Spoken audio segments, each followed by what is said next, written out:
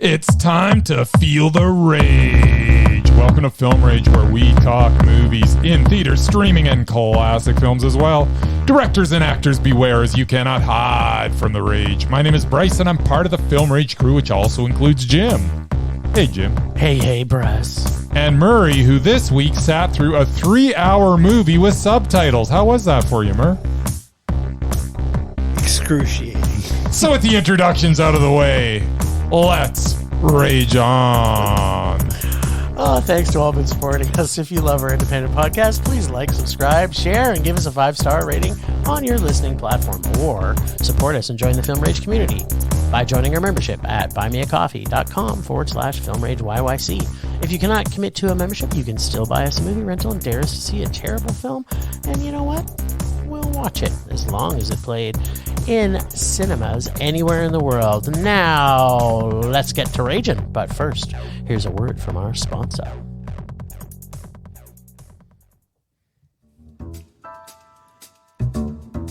Hey, Bryce, what are you doing tonight? I'm going to my favorite cinema, Canyon Meadows Cinema, to see the best second-run movies at the best price. What? How inexpensive are they? Regular price is $5. Regular price is $5. Makes me hope they also serve pizza. They do, plus a lot of other great food choices. Plus, I'm planning my office Christmas party there. They can host a plethora of options for any get-together. Gaming, movie, drag show. Drag show? Now I know where I'm planning my next party. Hey, maybe you think there's a Liam Neeson or a superhero movie planned? I hope not. But maybe there'll be a great independent documentary. Sure. Call Sciencey at 403-670-5444 to book a special event or go online at canyonmeadowscinema.ca. See how dedicated I am? It's February and I'm already planning my next office Christmas party. You know what? You can never have enough office Christmas parties. In fact, I almost makes me want to pull out my balls. My Christmas balls. Your sweaty balls? Yeah, sure. I don't know what's going on right now. Christmas balls all the time. Put those away. It's a TV thing. You wouldn't get it. Oh, that's right. SNL. So, apparently we went to a 3-hour science film. Epic. that had subtitles, and Murray came with us. You did. I did. It even sat with us. He did. Well, that was a nice change of pace. I had no choice. Somebody else was in my seat. I kind of had to. Yeah, he tried not to sit with us. That's right. At any rate, we saw The Wandering Earth 2. The Wandering Earth 2 is the prequel, although it's the sequel, but it's a prequel to The Wandering Earth, the Chinese disaster sci-fi extravaganza from 2019. The first one has info dumps like you wouldn't believe, along with plenty of anti-Western propaganda and plenty of unoriginality, but it was still an entertaining ride. The first one was a story of our planet being propelled to a new solar system by giant rocket thrusters and the challenges for survival in this new star system. The sequel, or prequel, I don't know what it is. Wequel? Takes place 2,500 years earlier, I think. Not 100% sure of the timeline. No, I think it was like 30. No, I think it's 25. The first one's right. 2,500 years ahead. Gotcha, yes. yeah. And is basically the lead up to the events that led to the point where Earth began its journey to the new solar system in the first movie. Confused yet? No. You'll be glad that the info dumps from the first film are back, but with more of them. we get scene after scene of explanations of what's going on with a lot of information packed into a short amount of time. It was hard to keep up with all the information that was being vomited off the screen into my brain. There were also so many subplots and characters and subplots of the subplots that this ended up being a kinetic mess of images. The anti-Western propaganda is back as well, with more of it. Most of it well-deserved, to be honest. Yep. Much of this felt like it was state-approved by the Chinese government in the political subtext that permeates the entire film. But the biggest problem was the aforementioned overstuffed script. There was just too much going on, and I really had trouble following who was who. There was no focus in this sequel, as is evident as it clocks in at 3 hours long. The first one was an entertaining 2 hours of sci-fi action and adventure. This sequel is 3 hours of information overload and confusion. Still, the film is well made, and the special effects are up to par, and there are some action sequences that were very well done. If it had more focus, this could have been quite good, but alas, it has no focus, and at 3 hours long, it's just too long. It makes it a rage. What? But you know what? The problems we had, though, Murray, well, that Bryce obviously had, was number one, there was too much going on. Yes. And number two, what was the other thing? 3 hours long. It was 3 hours long. And by the way, an hour and a half of that was like information dumps with these little compact scenes where they're just trying to explain, okay, this is where we're at with the story, and this is what you need to know, and this, and the giant mainframe computer is doing this, and they all have different names, and I don't know I have no idea what's going on. And all the side stories in the middle. It's just so much. Well, let me tell you what I thought. Okay. The science is not important, right? No. It's science fiction. Well, that's what I took away from this anyway. And what the film I am now calling Chinese Armageddon. Yep. There is so much science and not enough fiction. And we get way too much typing into computers and plugging in and out of things into consoles and flying planes, flying spacecrafts, and everything you might expect from a version of Armageddon that we haven't seen yet. But the music. Yes, the music is actually worse than the Americans' Armageddon. And I never thought I'd ever say that about any film, because the music in the original Armageddon was so terrible. Could have used a good Aerosmith song. No. Yeah. Although I would have relished an Aerosmith song in this, because the music that was in this was completely terrible. Aerosmith. But this isn't the last time I'm going to mention the music. Yeah. This film that had some fun scenes in it, like the Chinese Top Gun Maverick scenes and the quickness of every tech scene and the not explaining anything ever once through the entire movie. And there was at least 50 languages spoken in the film. And they all understood each other. These were the good things. But the film was so long and overly dramatic for everything. This was an epic journey to get through, and the producers of this film wanted you to see every step in every move that is made to get you to the next step in the so-called science, and I'm making finger quotes here, for this science fiction story.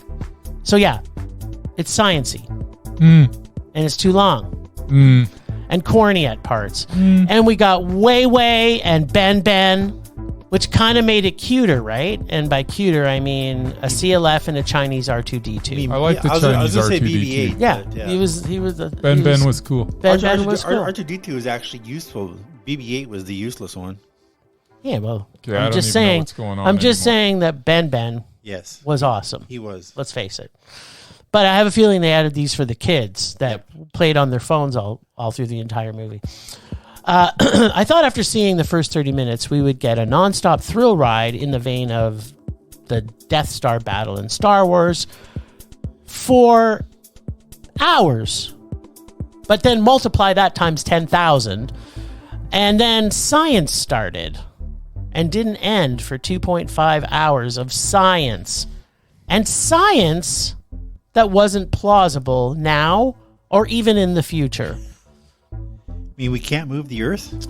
There's a lot of things in this science film. You don't know what's going to happen in the future. No, there's a lot of things that are not ever going to happen in this. You don't know. Yeah, I know a lot of things. I know how science works. And make-believe magic science doesn't work. You tell somebody in the year 1560 that there's going to be planes, and they'd be looking at you like you're an idiot. They'd believe it because they saw birds. That makes sense. It's an evolutionary step from birds to planes. I've seen comets.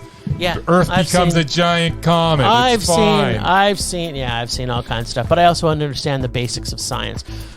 This all just proves that even in China, sequels or prequels can be just as terrible as they are in North America. The portion of what I liked in this film was very small in comparison to the amount I did not like in this boring, corny, sappy, overly dramatic, heavy-handed science friction with terrible music rage of a film. I also hated this film. I wanted to like it. The first 20 minutes were awesome. Yeah. And then the science started. 45 minutes, but yeah. It was, yeah. But what does Murray think? I think Murray probably liked it the better. The guy than who hates 3-hour movies with subtitles. What do I think? He loved it because it was like Chinese Top Gun Maverick meets Chinese Armageddon. Yeah. Armageddon. Independence Day. 2001: A Space Odyssey. Interstellar. Yeah. Deep Impact. Top Gun. If you threw all these movies into a blender, added a mostly Chinese cast, and a whole lot of subtitles, what you get is The Wandering Earth 2. Filmmakers obviously watched a lot of American blockbusters. The first 45 minutes was an absolutely epic action-filled scene with space battles, fighter jets, explosions, killer drones, and people dying everywhere. Unfortunately, the movie slows way down after that, as the characters spend the next 50 years trying to rebuild their technology and avoid the impending disaster. It was so confusing at times, I think maybe only Bryce might have understood the whole plot. Yeah. I actually dozed off a couple of times, and I definitely heard some sawing logs next to me in the middle of the film. Wasn't me. The ending was, unfortunately, typical Hollywood cheese. And I could have done without the 10-minute epilogue explaining what happens to the Earth for the next 1,500 years. While it was mostly entertaining at the beginning and end, this movie was way too long. If they had cut out about 45 minutes in the middle, I would have enjoyed it probably a little bit more. Now, I checked the reviews on IMDb. Out of 144 reviews, at least 130 of them gave this movie a 9 or a 10. I guess I'm missing something then. It was a mind-blowing special effects heavy rage. Wow. And you know what that means. I do know what that means. Rage! Rage! Rage! I was actually going to be nice, but you guys dumped on it, so I thought, why shouldn't I? Murray, always be yourself. Well, always. I usually hate Don't try everything and you guys kowtow like. to anybody. Because you know how much I like foreign films. I thought, well, this is an action movie, I might like it, but the action was few and far between. Yeah. So. I like how they replaced the subtitles. So every time they said the F word in English, Yes! they replaced it with something else in the subtitles. Yeah, it was something like. I love how they had like something. 3 different languages on the screen. Like they had subtitles, they had the Chinese ones, but they also had other ones too. Well, no, they only had Chinese and English just in the Chinese entire and movie. English. But they had people speaking. But They were speaking different languages. Yeah, but they also had the That's English 'cause subtitles too. This is the Yeah, whole they had both world of getting them. together and building yeah, rockets and you know they propel got the around the Earth. whole language thing by Out of the solar let's all system. wear an earpiece. It's like a Science. universal translator. It is a universal. which is Star Trek. So Yeah, and they did touch upon that because every now and then you'd hear the echo of it actually translating in their ear. In your oh, ear. and let's not forget when our hero's space helmet cracked, and she fixed it with duct tape. Yeah, duct See, tape fixes everything. The science is It's In fine. space, brilliant. I'm sure it does. Science. There's so much real, actual science in this. my But can we talk about how annoying this little CLF in this was? Yeah. Like, oh my God. She was barely in it. It was fine. Yeah, but she had that whining and crying every the time whole- she every- shows up. But you got Single this. time. You got to see her basically do the same scene over and over again. Yeah, 2 minutes every time. I know. Then she'd start. I want a hug, Daddy. This was way too long. Like, it was just so long. Yeah, it was. It felt like First one was pretty good. Like, I liked the first Well, yeah, one. if you make a movie that's 2 hours, Yeah. then that you've got to hope. The first one was kind of like this one, only with the good stuff without all the filler. And Nice. But there was still, information dumps like crazy in the first one too. But not like this one. This was like overboard. I've never seen so much information. They dump all this information at the end of it. You're just like, what? And nobody cares. Or the amount of detail. Like, they really did have to put every step. Yeah. Like, they would be like, okay, we're going to show this person typing in this computer. Yes. And you're like, okay, that wasn't. And then they keep showing them typing. And you're like, what? This is like 3 minutes of them typing. Like, why are you doing this? I don't get it. Yeah. Or like plugging in, like the one, I don't even remember what scene it was now. He has That's to. how I he has felt to in do Missing, by the way. It's like he does another plug here and a plug there, and there's it's more plugs. underwater because water never affects technology. We're at in the all. future. Oh yeah, water. Everything's waterproof. Stop trying to poke holes in the science. There was no science. There was nothing but science. That's right. I mean, sorry, what I meant to say is there was nothing but science that all made no sense. It blinded me with science. And I think that's ultimately the way And to the wind. science put me to sleep. That winds up this episode. It blinded me with science. Well said. Lack of science. Well said. So we also got to see a movie called Knock at the Cabin. Knock at the cabin. Separately. Yes, we saw it separately. Yeah, that's actually weird. All three of us went to To separate screenings of it. Yeah. which is crazy. There's a don't know big that story it's ever behind happened. all this, It's but not let's just leave it not to a say big story, but it would have been more fun to see this together. yes.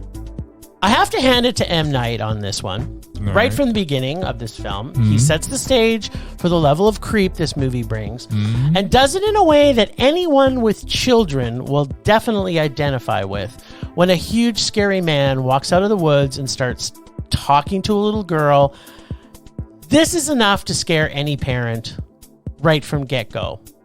Now, if I hadn't seen the trailer 23 times before, though, I think I may have been creeped out more because I know why he's talking to the little girl from the amount of times that I've seen the trailer. But kudos, because the opening scene is good. But then things slowly start to do like these films do. So from the beginning, they come to the front door, the four crazy looking people with weapons, and then the people in the cabin have a perfectly good back door. But instead of leaving, they decide to continue conversations with the four intruders. And of course, like M. Night films, he ties in symbolism with grasshoppers getting to play the symbolic reference of the people in the cabin, so that makes it more creepy. Does it? So yeah, no. So far, nothing new here from M. Night or the genre. But then we get to see how awesome my boy Ron Weasley can take a few punches, and made me just that much more happier to see him. Who's that? Who the hell's Ron Weasley? Boy! No idea who that is. That's Rupert, Oh, the Harry Potter dude? the Harry Potter Is that what his dude. name was? Yeah. I couldn't even tell you. I'm sorry, was that his name in Harry Potter? Yeah, his Yeah, name's apparently. his name's Crying Ron out Weasley. loud. I just knew he was in Harry Potter, and he was Yeah. a redheaded dude. And he's awesome. Okay. But it appears he does know how to take punches, but apparently he does not know to do too well with sickles. The story does move along at a good pace, and it does make sense when they get rolling as the full story starts to unwind. We get M. Night fried chicken sighting, which is golden, or better yet, golden brown and delicious. I did like the premise of this film, but just like most M. Night Shyamalan ding-dongs and their films, there are things purposely left out which in normal circumstances would have actually happened, such as given more specifics to the visions and the four horsemen. I feel they would have tried harder to make this more believable. They really don't. And I really hate memory flashback montages to unfold storylines as a rule. And this one, although it was still annoying, for example, like the gun purchase flashback, I can see why, and there was some merit to put some flashbacks in this, but they did do too many for my liking, as usual. Also, after the third sacrifice, no one decided to turn the TV back on, or the horsemen. Now, granted, shit was kind of going down, but not sure if it was the acting or maybe the direction, but I didn't feel at all like there was any stress or urgency or suspense to them trying to convince them of this stuff. Like, it was just like, huh? Plus, when they show up originally, they say these global catastrophes are going to get progressively worse. And then they start, and they aren't even really that bad. Like, it's just like, oh yeah, so it's just a tidal wave. They made it seem like it was going to be the first one was going to be horrible. It was going to completely destroy the entire side of the world, but then they weren't. So it's like they're planting these seeds that are going to happen, and then they just kind of, oh yeah, that doesn't seem so bad. Like, so it didn't, to me. It's a normal Sunday afternoon. Yeah, it's just kind of like it kind of did feel like a normal Sunday afternoon. All in all, I love a core base of a film that's filled with dread, which this had. So I didn't hate it, even with the usual M. Night flaws that show up. This isn't as terrible as Old, but it isn't his best work. I feel he needs to get better understanding of the entire film and spend time on the story, and less time on Shyamalan dinging us. Apparently, the M in M. Night for this film was meh. I liked Old. I didn't. I thought it was terrible. It was good. It was bad, and it's really bad, and it was a rage, and it's terrible. All right. Yeah. Mur? So I guess M. Night Shyamalan has given up trying to trick audiences with surprise twists in his films. Yeah, he knows no one. Maybe because this was a book I disagree. first. This is a book first, so he had nowhere to go, I guess. He had to, direct what was actually the story. I kept waiting for some big twist or some monumental moment. Oh, there was. Still waiting. There were some decent performances, especially from the usually monosyllabic ex-wrestler Dave Bautista. Yeah, he was good. He's actually turning into a decent actor when he's not covered in paint or makeup. I thought they were good. Despite his massive size, he was actually quite the gentle giant. The storyline and characters had potential. Unfortunately, every scene is predictable all the way to the end. Cinematography was pretty good. The plot was too predictable, and the characters were not developed well enough. I really would like to have seen the Four Horsemen and how they got together. Like it was only an hour and 40 minutes. Like, I would have sat through a 2-hour movie for 15 minutes of exposition before they got to the cabin. Just saying.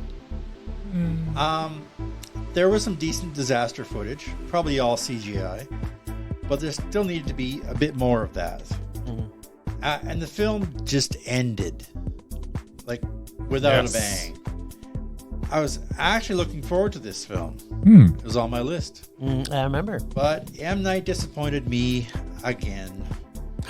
Sorry, Shyamalan Ding Dong. Just a mediocre meh. Okay, that's a double whammy there. 2 mehs. Okay, Cabin in Got the... heavy weight on your shoulders. That's right. Cabin in the Woods, the latest from M. Night Shyamalan, is very well acted, has a very good score and soundtrack. I actually really like the score. Yeah. And is beautifully shot. Those are the things it has going for it. Unfortunately, it also has a script that sets up the action well in the opening moments, but never really pays off in any way. The movie should be tense from moment one, but somehow the anxiety that should have been palpable is instead non-existent. This big concept of the good of a few versus the good of everyone on the planet is one that should have evoked more emotion from me. Perhaps if they had shown a glimpse of the violence that was occurring off camera, I could have found myself more invested in this, but instead everything that happened felt muted, which left me separated from the actions. However, I will say this may be the biggest twist ending of any Shyamalan movie, as the expected twist in this one never comes. The twist is there is no twist. Right, there is no twist. Which is huge, because I was like, wow, that kind of blew my mind at the end of this. There was no twist There at the was end no of twist. There was no twist at the There end was of there was a baby twist. I was waiting for the aliens to come and save us.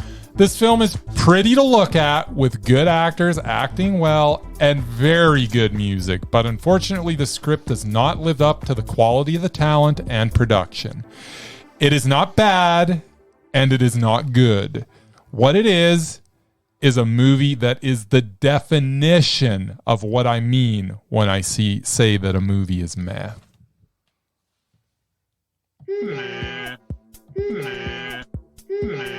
This is the mehest movie I think I've ever watched in my life.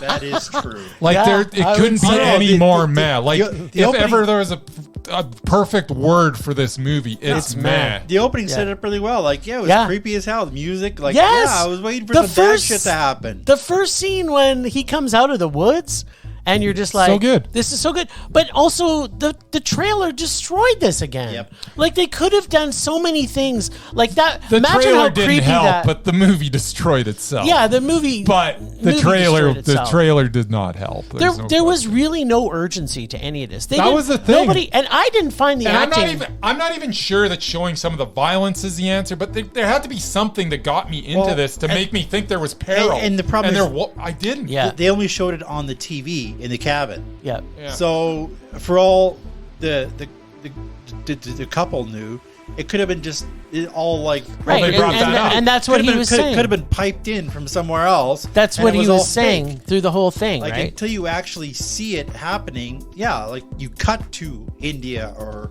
Hawaii and see the tidal wave, then you don't know it's actually happening. Yeah, and it's the fact that now it's receding now, and it's not. I mean, again, like I didn't at once, and actually the acting I'm going to take a little bit to say the acting was not great. It was good. Because there was no emotion in these characters. I didn't feel, and I don't think it's just the direction and the script. I do. I'm disagreeing with you because I think the actors just brought to the screen what they were told to. Yep. They didn't push themselves any harder for us to say, I'm feeling any emotion. I didn't feel any emotion from really any of the characters. Yeah. Except for maybe one of the dads. I blame M. Night for that. Well, I blame M. Night for a lot of it. Like, he to your point, he did not give us any real suspense. He does things intentionally where he takes things out of it that should have been in the film to try and give you, we have to have this weight. Like, maybe they are just crazy and we're not going to know until, later on in the movie. But we already knew that wasn't it anyway. Well, I mean, like, there was the one moment where they discovered that Rupert Grint's character actually did have a connection with them. Yes. That made me almost think, okay, well, maybe it wasn't. Yeah, and that's what he was trying to do, but just with not really that was well like written. Not effectively. only moment in the whole movie where I had a doubt. He was trying to plant a lot of seeds, but He did. none of it grew. And even the commentary on the Four Horsemen isn't even if it's supposed to be biblical, the Four Horsemen that they lined up wasn't what the Four Horsemen was from biblical times. So it's like I don't know. It was, and the Four Horsemen were sort of was. no, it isn't. Like No, when you you look could at make there's a the Old connection. Testament and the New Testament both You could have make a connection between. Yeah, you could, but No. how they did it wasn't. If I mean, you're to give the me those four four things, and get me to match them up, I can do it. yeah, but No, the but- four things that he listed weren't even four things. Like No, like from what I remember from my Sunday school, it's like the whole Four Horsemen, they all carried a different like plague or pestilence. But like these Four Horsemen, one was like patience and one was like virtue or something. And I'm like, that's not Four Horsemen. Yeah, exactly. I thought the Four Horsemen was Tully Blanchard, Arn Anderson, Ric Flair, and There you go. Don't ask me. I thought it watched was the four Teletubbies, but And- that's me. Who's the fourth horseman? Tully Blanchard, Ric Sting? Flair. I don't know. Tully Blanchard, Ric Flair, Arn I'm sorry. Anderson. What does that have to do with the price of tea in China? Well, it could be Barry Windham, could be Lex Luthor. They had a bunch of fourth was an old members. wrestler. Lex Luthor? What? Lex Luger. Luger. Lex Luthor was a wrestler? Yeah, Lex Luthor was a wrestler. No, this one had hair. I have hair. Anyway, yeah. I mean, I'm starting to not really believe in M. Night anymore. Yeah, I haven't He really needs to impress me. since Yeah, while. I still like him. I think he's man. He's the M in M. Night Shyamalan. What I found really, I found Man really, Night really Shyamalan. funny Man, was, Night Shyamalan. he was on my I think favorite. that's the title of our episode. There you go. No, it's already Blind Me with Science is our episode. Yeah, that's exactly. What I found actually funny is he was on my favorite talk show, M. Night. Graham Norton from England, which I watch. Yeah. And Sarah Michelle Gellar was on. And he was talking about how he doesn't like people giving away. Who's Becca Michelle Butterfield? Shut up. How he doesn't like people giving away spoilers to his movies. He doesn't want people telling people how. Was the first one? How mad they are? No, The Sixth Sense. Sixth Sense. He doesn't want people giving away spoilers for that. I'm like, was the movie like 25 years ago? Like, if you haven't seen it by now, too freaking bad. But no, he hates people giving away spoilers. I'm like, well, good, because you don't give them anymore. Yeah. Like, he doesn't have any. No, I think Bryce was right. The spoiler in this there was no spoiler. I know, it was shocking. M. Night. It melted my mind. Melted my mind. Got you all the way to Matt. It did. It wouldn't have been Matt if it wasn't for that great twist ending. So, 2 disaster films in 1 week. How about Yep. that?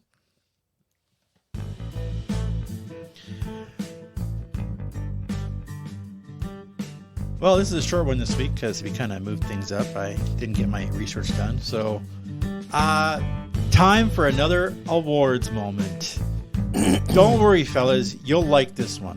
Well, Well, For I like anyone who cares about music, the Grammys were on Sunday. I personally don't give 2 craps about them or anybody who was nominated. Mostly because my music catalog stops at 1990. But there's one little tidbit I thought I should share. Is it about my girl Viola? It is about Viola Davis, who these two absolutely love. Worship is a better choice of words. Now has a Grammy. what? Add to her collection. And is officially an EGOT. Yep. Those who don't know, I don't. Bryce, What's an EGOT? that is somebody who has won an Emmy, that's TV, Uh-huh. a Grammy, Uh-huh. that's music, an Oscar, Yeah. and a Tony. Yeah. I know those That two. would be theater. Yeah. She becomes the 18th person and the 3rd black woman to achieve this honor. Huh. Nice. She cool. joins Jennifer Hudson, Nice. Yep. Audrey Hepburn, Yeah. Nice. John Legend, Yep. Mel Brooks, Really? Whoopi Goldberg. Rita Moreno, Are you going to read out all 18? Oh. Whoopi Goldberg, and a few composers and writers Yep. who you guys don't like. Whoopi Goldberg? Yeah. Really? Yes. Anyway, congrats The to Whoopster. Viola Davis. I still don't like her that much. What? I don't know what planet you're from. I What's don't like wrong her. with you? She don't is like her. my future wife, I don't. But and anytime she calls me, I'm moving there you go. wherever she tells me to go. Yeah. Anyway, That was a beautiful moment. that's what I got. You guys, and your Viola Davis. Temperature rising. Vision blurring. Rage taking over.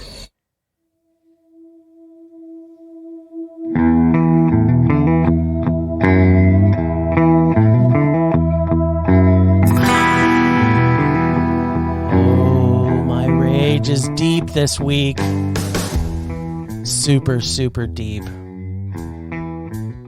Almost deep impact deep. Almost deep impact. Lay it on us. Not quite Armageddon deep. Originally, my rage was going to be that Murray doesn't love Viola Davis enough.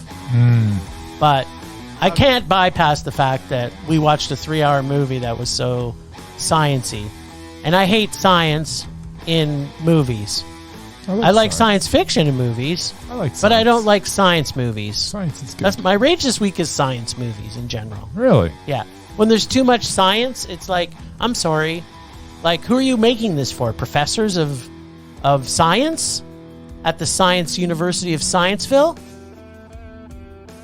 It's not what I want to see. Just trying to educate the masses. Yeah, educate the masses with Quit trying to teach me stuff.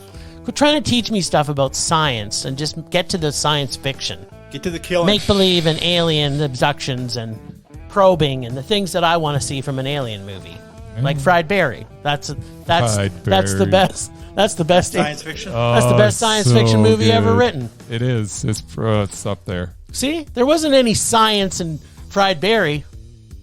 Just saying. It was there all was a fiction. whole lot of science fiction. There was science fiction, And not it was- science, It's such a good movie. isn't it? I need to watch Fried Berry again. Yeah, me too. Ryan Kruger, you the man. He's been busy on social media, so Is he? made me think He of him needs and to- what a real science fiction movie looks like. Yes, he needs to make another movie So yeah, soon. stop putting science in science movies and put the science fiction in science fiction movies. That's my rage. So you don't like things that are believable. You just want to be blown. I don't want it to be mind blown. believable, but have the science not be really researched and done properly, which this wasn't. There's so much pieces. I was like, okay, that's not possible. I happen to have a science brain It's in for the science. future, Jim. Science Yeah, fiction. well, according to the movies, we should have been in flying cars by now. So still waiting for that to happen. And it will. No, not in my lifetime. Just because Michael J. Fox didn't predict it doesn't mean it's not going to happen. That's right. That's the Bible for science right there. Back to the Future.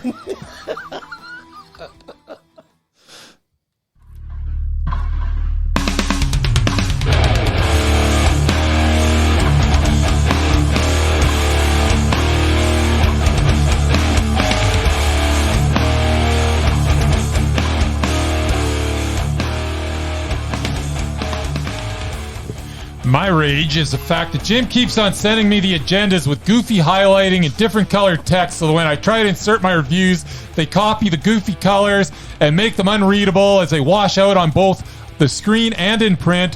Why can't you just send me the agendas in black and white?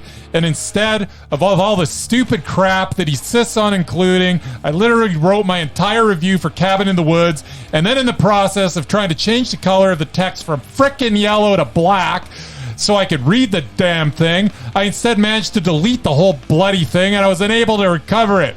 So I had to start over. I'm not amused. I'm not amused at all. That's my rage. It wasn't So- Jim. It was the evil computer. It was the evil computer. That's what he says. It was Yaya. It was. He sat there and he spent all morning trying It was to make Yaya. it look normal and look, this is what I think you said. Yeah, right. That's believable. I think ultimately what his rage is that he doesn't understand how to use computers. That is his big rage. He's angry. But you know what? I have big enough shoulders that I can bear the brunt. That's right. Of his anger towards technology. I can take that. He is a technical. I'll be there for him. Wasn't that a line from a movie somewhere? I don't know. I'll be here for you. Yeah. Sure it's a song somewhere. I had to stop last night. The thing deleted. I tried to get it back. I'm like, I'm done. I So then love I had to get up at 6 in the the morning frantic- to prepare today. I love the frantic messages that I got that I didn't see last. Didn't see.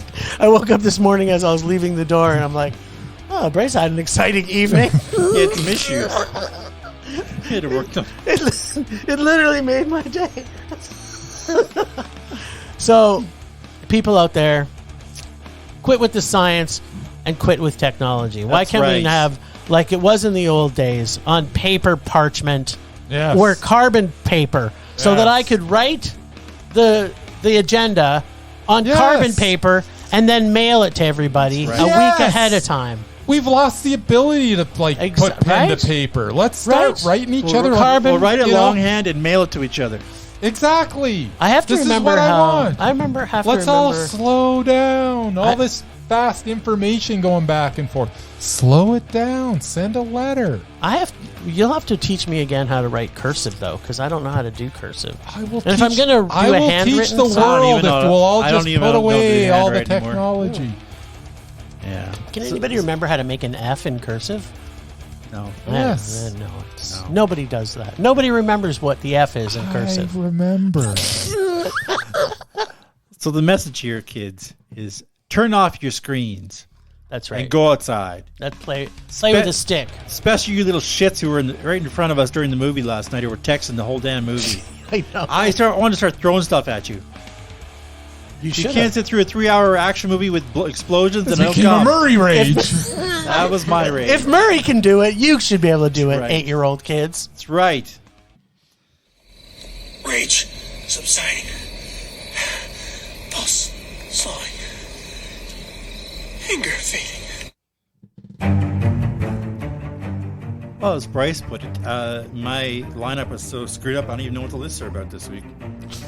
Yeah, there's nothing. There's nothing there? There was just a question mark. There's Yeah, just it's just a question mark. This is a question mark. What's the question We were mark? overloaded with stuff last week. Yeah, we've been beating ourselves up about it, mostly because we couldn't convince Bright to watch some Kelsey Grammer movies that played in cinemas, but ultimately None of them played in cinemas. we need to find a rage-worthy opponent that has been in a lot of movies.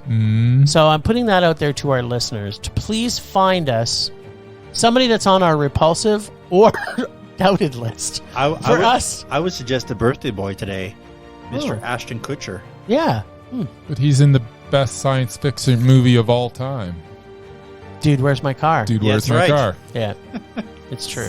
It's my favorite science fiction movie. It's pretty good. So are we moving I'll give on you then? that. We have nothing else? Yeah, we got nothing for this week. But Murray is maybe going to do some research. Murray will give us an assignment maybe if we're lucky. Yeah, do some research.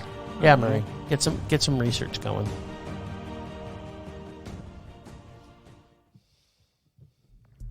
I'm Agent Scott. And I'm Cam, the provocateur. And together we are the SpyHards podcast. Every Tuesday we decode the best and the worst of spy cinema to decipher if they make the knock list. That's right, the knock list is the need-to-see official classics of the spy genre. The best of the best, so to speak. Nobody does it better. From Bourne to Bond and Powers to Palmer, you can bet we will cover it. So subscribe now and revel in the audio equivalent of a smooth martini. Just search for SpyHards, that's SpyHards on all major podcast apps. And let's just hope you find us before we find you. Love this. Wasn't there a Weird Al song, Spy Hard? From a movie with the Maybe. same name? Yep. If you're going to spy hard. If you can do anything, do it Remember that? hard. Yeah, I prefer hard. There you go.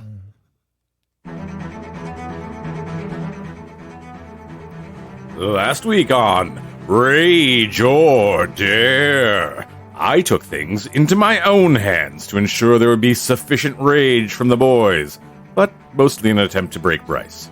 Apparently, the dare I threw to the crew, which was The Wickerman 2006, was not dared to them before, but they did discuss in the list segment in a mesmerize off. Huh. Are they trying to bring me on full time now? Apparently the film was classified as one of the biggest rages ever given to them. So, as usual, I still regain my title as God of Rage. And, in a twist fitting of an M. Night Shyamalan ding-dong film, I understand the boys watched the original version. Will they find it just as bad? This week, Jim and Bryce were dared to watch what can only be imagined as a praiseworthy submission by our friend Zolgar from Two Idiots and a Dog, as he dared them to see Big Mama's House 3, like father, like son. Do you think the giant crybaby rant from Bryce the other week had anything to do with it? I would say most definitely yes. And I also say, well played, Zolgar. Well played. Now it's time to find out which version of The Wicker Man is the worst, and more importantly, was there even a reason to remake it? Let's find out. All right. So I'm going to keep this pretty sweet because I just watched both these films recently, so I didn't watch them again because I don't need to because I just watched both of them. Christopher Lee is always a pleasure. The atmosphere is creepy throughout, and the climax is satisfying. What more do you want? It's meh. The Neil LaBute 2006 version is the opposite. Nick Cage is brutal, the atmosphere does not exist, and the climax is unsatisfying and unintentionally funny. It is a rage. There is your comparison of the two. That's it. It's meh. And the new one's a rage. That's it. That's all you got? That's all I got. You're just dialing it in.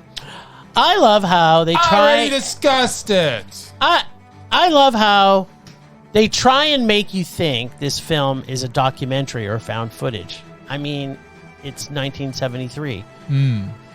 I know this is a new idea, but if they wanted to know how to make a real film that's supposed to make you think it's a found footage film, then go watch Cannibal Holocaust.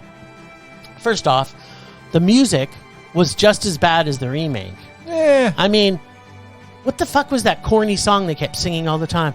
Corn rigs and body rigs. The song just kept playing and playing. It added to it. No, it didn't. It just made me want to murder people even more. And, oh my God.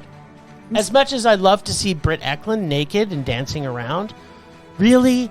A musical? There was no reason for this to be a musical. It made no... Oh, but wait. It's 1973. Yes! This film is very much like the remake. Not much of anything happens. No real sense or anything makes sense. And, oh yes, we get stupid musical songs that are so annoying apparently all the time. Like there's a song when he goes and sees Christopher Lee that just makes, like, they just start breaking into song for no fucking reason whatsoever. I know. Or the one where they go by those kids on that maypole and they're like, and in this house, and they're jumping up. It's not funny. None of that brought a smile to your face? No, it made me want to murder people. Like it was just like this, like, if I was, okay, let me preface this. It's 1973. If I was stoned, perhaps on acid, it would have to have been acid because weed wouldn't have brought me there. I would have had to been on some form of acid to watch this movie and see the scene where Britt Eklund decides she's going to get naked, dance around her room, and pound on the door, the walls, to entice him to go over and fuck her. But then it's like, no, this made no sense. There didn't need to be a song. There didn't be a dance number. It was not funny. It was not good. It was terrible, just like the remake was terrible. It had its moments. No. I must have forgot, though, that this was a musical. The reveal also isn't much of a reveal. No, well, it isn't anymore. Yeah, it's not really still. I mean, if you watched this in 1973, yeah, if you watched it in 1973, your brain would have melted at the end. That's right, yeah. But 1973, like, this is what I'm saying now. Going back to watch it, if I watched it in 1973, I would have been in my youth. I wasn't born yet. I would have been in my youth, but I would have loved it. And I would have still gone, why are they singing? That doesn't make any sense. Yeah, it's all this right. was dumb. I didn't like it any more than I liked the remake. Oh, it's way better than the remake. The remake is just terrible. Okay, let me put this clearly. Yeah, it is better than the remake, but they're both rages for me. All right. And I don't ever want to watch it again. Yeah, well, I've watched it. I've actually watched this 3 times now in my life. Which Not one, sure the why. The remake I've watched twice because of this podcast. Nice. The original I've watched 3 times, and I get something out of it every time. It's never great, and I hope I never watch it again. But it's not bad. It's meh. I'm hoping Kim will tell you. You know, I've never seen this. Can you watch this with me? Nah, she actually watched it with me last time. I think she likes it more than me. Probably. Yeah, this is bad. You know what? I can't wait, though, for us to watch Big Mama's House 3. Yeah, when are we doing that? Which is probably the biggest blockbuster. Everything coming out this weekend. We're going to have something to look forward to. Yeah. This may start the evolution of us becoming Film Rage again. We had a comment on social media that our previous episode, there was way too much Mondo. There's a lot of Mondo. There was a lot of Mondo. Not so much this week. No. not much at all. So yeah, I guess that's it. We'll be watching Big Mama's House 3, like Father Like Son or something like that, I don't think that's what it's called. could be like the worst thing we've ever watched. And ever. the new Magic Mike coming this weekend. What? Yeah, that's what Is we that have. this weekend? Unfortunately, I don't know. We have that to look forward to. We're not watching that, are we? we are not. Wait You and might be. wait and find out, people, what we will see. If we can find other things, we will. But we may be forced to watch Magic Mike. Maybe Channing Tatum Goes to Europe, but it's my boy Tatum. Channing. Tatum. Well, thanks, Ragers, for listening. Thanks to the extended Film Rage family, who you can find in our show notes. Thanks to Casey, the movie photographer, for the voice of Rage or Dare. Also, as the God of Rage. Find us on social media everywhere at Film Rage YYC. Check out everything Film Rage at filmrageyyc.com, including our merch site for Redbubble and TeePublic. We are always wanting to make this raging blast for all listeners, so please comment, like, and subscribe, and send us an email to filmragecalgary@gmail.com. Dare us to see terrible movies to fuel our rage. But no matter what you do, get naked in an apartment, bang on the walls, and light yourself on fire. But Don't do that. just, yeah, why not? But please make us rage. That's it for this week. Rage on. Rage on.